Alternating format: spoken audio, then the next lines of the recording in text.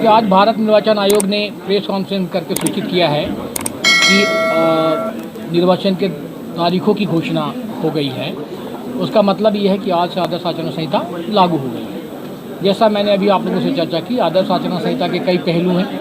एक पहलू राजनीतिक दलों के लिए है, एक पहलू शासकीय मुलाजिम के लिए है, एक पहलू अन्य लोगों के लिए है।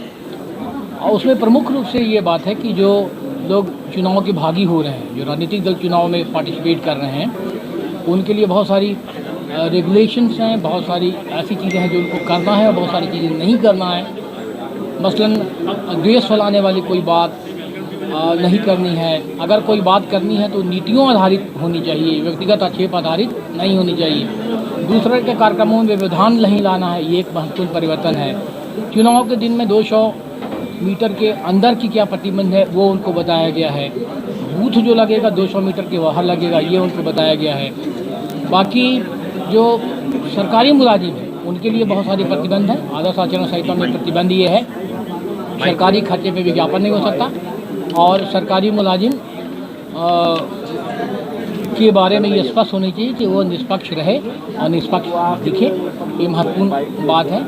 बाकी लोगों के लिए भी अपेक्षाएं बहुत सारी की गई हैं। उनमें से ये कि किसी भी प्रचार प्रसार का अगर भागी होते हैं तो कोई ऐसी चीज़ लेकर के ना जाएं जिसका दुरुपयोग कोई गैर कानूनी कार्यों में हो सकता है। ये बाकी लोगों के लिए भी प्रतिबंध है।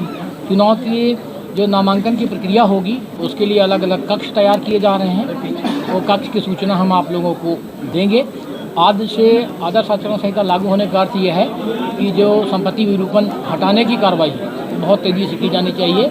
वो 6 विधानसभा में कार्रवाई करें। सर, आगामी दिनों में त्यौहार है, नवरात्रि है, दीपावली है, और ऐसे में दीपावली के बाद वैवाहिक समारोह भी शुरू हो जाते हैं। हेलो, किस तरह का आपने प्लानिंग की है? देखिए, सामाजिक कार्यों को रोका नहीं जाना चाहिए, नहीं रोका जा सकता, पर रेगुलेट की जानी चाहिए। व्यवस्थित तरीके से चीज़ें वो देखनी पड़ती है। इसीलिए जो परमिशंस की व्यवस्था की गई है वो परमिशन चाहे सभाओं की हो, चाहे गाड़ियों की हो, चाहे वो कोई और चीज़ की हो, वो लागू होती है। 144 संयोगवश पहले से भी इस जिले में लागू है। तो जो 144 के प्रावधान जो प्रचलित हैं वो सामाजिक कार्यक्रमों में भी रेगुलेट करने के दृष्टिकोण से लागू है, पर मना ही नहीं, अनुमति ले करके का नहीं है। सर, ग्वालियर में बड़ी सभाएं चुनाव करने के लिए क्या स्थान, कितने स्थान चिन्हित किए गए हैं, कहाँ ये सभा हो सकती है? देखिए, कुल मिलाकर के ज़िले में करीब 20 ऐसे जगह चिन्हित हुए हैं जहाँ पे बड़े कार्यक्रम होते हैं। बाकी बहुत सारे छोटे छोटे कार्यक्रम भी होते हैं और उनकी संख्या 50 से भी ज़्यादा है। इसके अलावा हमने ये भी कहा है कि अगर अभी भी किसी को लगता है कि कोई स्थल छूट गया है जहाँ सुविधाजनक तरीके से सभा हो सकती है, नुक्कड़ सभा हो सकती है, वो देंगे तो सूची को और बेहतर। सर, एक सवाल उनको स्वस्थ रखना अपने पास जरूरी है, तो वो 3 दिन के भीतर आवेदन दे दे। आवेदन स्वस्थ शाखा में देना होगा उनको और उन आवेदनों पर ये समिति विचार करेगी और विचार करने के बाद लगेगा कि जिनका शस्त्र उनकी सुरक्षा के खातिर छोड़ा जाना जरूरी है, उन शस्त्रों को हम मुक्त करेंगे। मुक्त वैसे भी कब होते तो रहे हैं, पर अब ये प्रक्रिया बड़ा क्लियर है कि पहले डीएमएसपी की कमेटी की आज बैठक हो गई है। उसमें तय किया गया है कि हम लोग 144 का आदेश जारी करें, क्योंकि व्यक्तिगत सबको सूचना देने में कठिनाई है। तो हम 144 के माध्यम से ही सूचना दे रहे हैं कि शस्त्र निलंबित हो गए। केवल उनको छोड़ करके जो 3 दिन के अंदर आवेदन देते हैं और जिसके बारे में समिति निर्णय करती है कि आपका शस्त्र निलंबन से मुक्त रखा जाता है। ठीक है, ये प्रक्रिया होगी और हम लोग जो 144 पे आदेश जारी करेंगे उसमें जमा करने का समय देंगे। 3 दिन तो ये आवेदन आएंगे, 3 दिन के बाद हमें कुछ निराकरण करने का समय भी चाहिए होगा।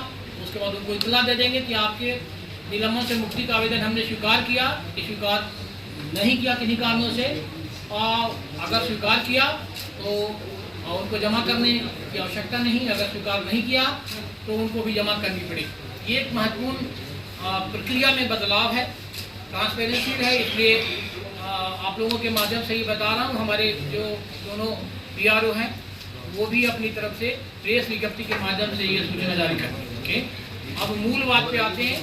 हालांकि जो मूल बात है उसमें बहुत सारी चीज़ें तो ऑलरेडी आपके मीडिया में आ चुकी है, उसमें नया बताने का ज़्यादा कुछ है नहीं। एक छोटी सी पीपीटी है, उस पर चर्चा करूंगा, पर उसके पहले ये दोहरा देता हूँ जो प्रेस कॉन्फ्रेंस की बातें हैं। 21 अक्टूबर को नोटिफिकेशन होगा। नोटिफिकेशन मतलब उस दिन से नामांकन शुरुआत होगी। 21 अक्टूबर अर्थात शनिवार। रविवार को नामांकन नहीं होगा। रविवार के अलावा वैसे पर्व त्यौहार के दिन जो नेगोशिएबल इंस्ट्रूमेंट एक्ट के परिधि में आते हैं उनमें नामांकन नहीं होंगे। नामांकन लेने की आखिरी तारीख 30 अक्टूबर होगी, जो सोमवार का दिन है। सो 21 से शुरुआत शनिवार से और 30 को समापन सोमवार को। अगले दिन 31 अक्टूबर मंगलवार को स्क्रूटनी है। स्क्रूटनी आरोप द्वारा की जाएगी। उनके कक्ष की जानकारी हम प्रेजेंटेशन में आपको बताएंगे। 2 नवंबर को वो तारीख है जिसमें लोग अपनी नाम वापसी कर सकेंगे। 2 नवंबर तक कहेंगे। सो 2 नवंबर तक करेंगे, अर्थात 2 नवंबर के पहले भी वो वापसी कर सकेंगे। 17 नवंबर को चुनाव है और 3 दिसंबर को काउंटिंग है। ये बेसिकली अपने संदर्भ में निर्वाचन की रूपरेखा है। एक छोटी सी प्रेजेंटेशन है, वो प्रेजेंटेशन कर दूं, उसके बाद आपके मन में जो बात होगी, जो आपका सुझाव होगा, उस पर हम चर्चा कर लेंगे। वो प्रेजेंटेशन शुरू करिए। कौन कर रहा है प्रेजेंटेशन?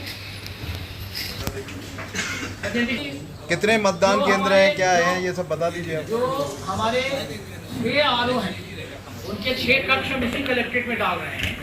उसका हम डिटेल आपको एक एक आरओ के कक्ष क्रमांक है, एक बार अच्छी तरीके से लिखवा दें तो वो हम डालेंगे, आपको बताएंगे। हमारे पास जो मतदाता सूची का प्रकाशन हुआ है अंतिम रूप से, उसके हिसाब से 16,25,768 मतदाता है। 16,25,000 करीब 16.25 लाख हमारे पास मतदाता है। सबसे ज़्यादा जो मतदाता है ग्वालियर ईस्ट में है 3,30,000। ग्वालियर पूर्व में 3,30,000 मतदाता जो सबसे ज़्यादा है और टोटल मतदाता की संख्या 16.25 लाख है। ठीक।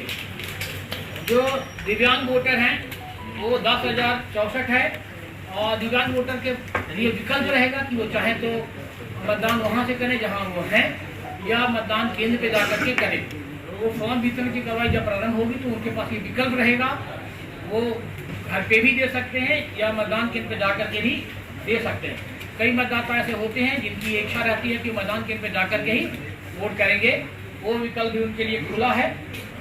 मतदाता सूची का जो अंतिम प्रकाशन हुआ उसके बाद हमारे पास 18 मतदान केंद्र ऐसे 18 जिनमें मतदाता की संख्या 1500 से ज़्यादा हो गई है और 1500 से ज़्यादा मतदाता जहाँ होते हैं वहाँ पे एक सहायक मतदान केंद्र पास में ही खोलना पड़ता है उसी प्रीमाइसेस में, जिसका नाम का होता है। जैसे अगर 115 नंबर का मतदान केंद्र में 1500 से ऊपर हो गया मतदाता की संख्या तो वो 115 का बन जाएगा। एक मतलब मतदाता की संख्या 2 टुकड़े में हो जाएगी, एक 115 और एक 115 का। तो ये ऐसे मतदान केंद्र हमारे 18 हैं। एक है ग्वालियर ग्रामीण में, 5 है ग्वालियर में, 4 हैं ईस्ट और साउथ में, एक है गिरवार में और 3 है डबरा।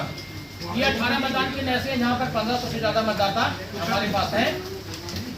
ये जो नाम निर्देशन लेने के जो कक्ष है वो हम आपके साथ शेयर करेंगे, पर एक बार अच्छी तरीके से उसको लिखवा दूँ। 107 नंबर जो कक्ष है ग्वालियर ग्रामीण होगा, 208 नंबर 15 ग्वालियर होगा, 109 ये सब हम आपसे शेयर करेंगे, पर एक बार अच्छी तरीके से लिखा लें और एक बार चेक कर लें कि ये जो कमरे नंबर उसमें निर्भर डले हैं कि नहीं। डबरा भितरवार के भी यहाँ जमा होंगे, सब यही होंगे कलेक्टर कार्यालय में सारे नामांकन। और वो कक्ष कौन से होंगे वो हम एक बार अच्छे से लिखवा करके आप लोगों के साथ शेयर करेंगे।